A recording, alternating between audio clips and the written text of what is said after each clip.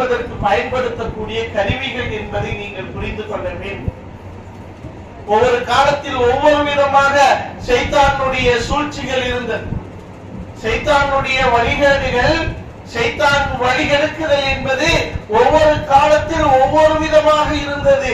இன்றைய காலத்தை பொறுத்த வரைக்கும் நமக்குள் இருக்கக்கூடிய மீடியாக்கள் மூலமாகத்தான் ஷைத்தான் பெரும் விதமாக நம்மை வழிகெடுத்துக் கொண்டிருக்கிறார். இப்ப நாம் எப்படி இருக்கணும்னு சொன்னா, குர்ஆனில் சொல்லப்பட்ட பெண்களை போன்று, ஹதீஸிலே வந்த பெண்களை போன்று, சஹாபிய பெண்களை போன்று நம்மளுடைய வாழ்க்கைகளை அல்லாஹ்வுக்காக வேண்டி நாம் அர்ப்பணம் செய்யக்கூடிய மனநிலைக்கு வர எந்த நிலையிலும் எந்த சூழ்நிலையிலும், அது கணவராக இருந்தாலும் சரி, பிள்ளைகளாக இருந்தாலும் சரி, நண்பர்களாக இருந்து யாருக்காகவே அல்லாஹ் சொல்லிட்டான் அப்படின்னு சொன்னா அல்லாஹ்வுடைய பேச்சுக்கு முன்பு எல்லாம் அர்ப்பணம் என்று நாம் நினைக்க வேண்டும்.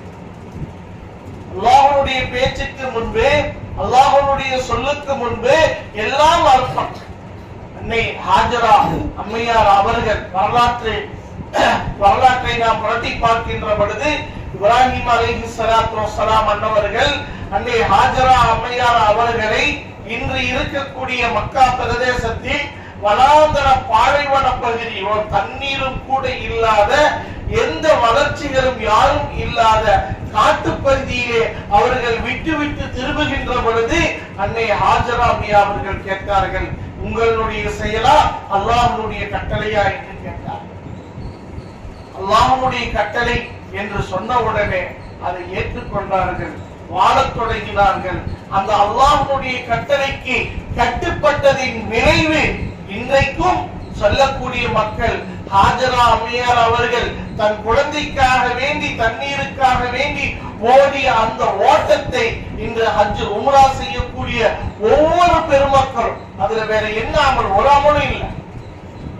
ஹாஜரா அம்மையார் தன் குழந்தைக்கு தண்ணீர் கிடைக்காதா என்று அங்கேயும் இங்கேயும் ஓடிய அந்த ஓட்டத்தை, அதை அல்லாஹ்வுடைய கட்டளையை நிறைவேற்றுவதில் அவர்கள் காட்டிய அந்த மும்முரம், அல்லாஹ்வுக்காக வேண்டி பொருந்திக் கொண்ட அந்த பொருத்தம், இன்றைக்கு கியாமத்து வரைக்கும் அதை அல்லாஹ் அமல்களாக ஆக்கி வச்சிருக்கிறான். சொன்னா நீங்க அல்லாஹ்வுடைய கட்டளைகளை பின்பற்ற ஆரம்பித்தால் உங்களுடைய பிரச்சனைகள் எல்லாவற்றுக்கும் தீர்வு கிடைக்கும் என்பதை விளங்கிக் கொள்ள வேண்டும்.